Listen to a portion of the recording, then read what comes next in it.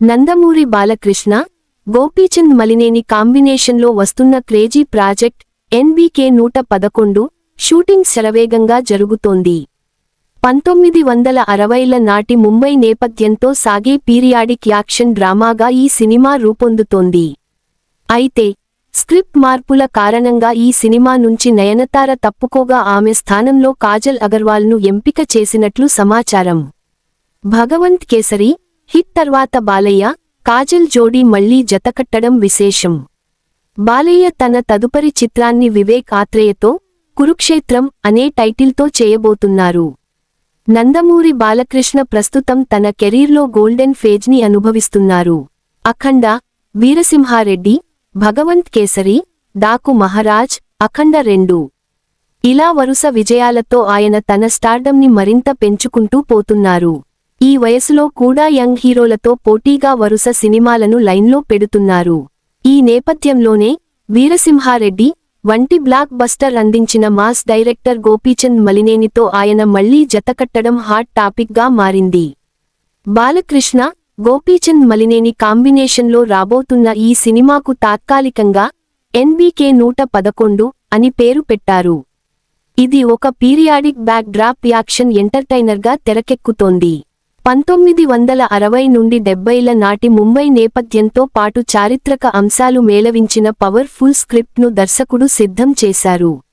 వృద్ధి సినిమాస్ బ్యానర్పై వెంకట సతీష్ కిలారు ఈ చిత్రాన్ని భారీ బడ్జెట్తో నిర్మిస్తున్నారు. బాలయ్య సినిమాలకు అద్భుతమైన మ్యూజిక్ ఇచ్చే తమన్ ఈ చిత్రానికి కూడా సంగీతం అందిస్తున్నారు. Nayanthara out, Kajal in. ఈ సినిమాలో హీరోయిన్ ఎంపిక విషయానికి ఇప్పుడు ఆసక్తికరంగా మారింది. మొదట ఈ పీరియాడిక్ కథ కోసం లేడీ సూపర్ స్టార్ నయనతారను అనుకున్నారు.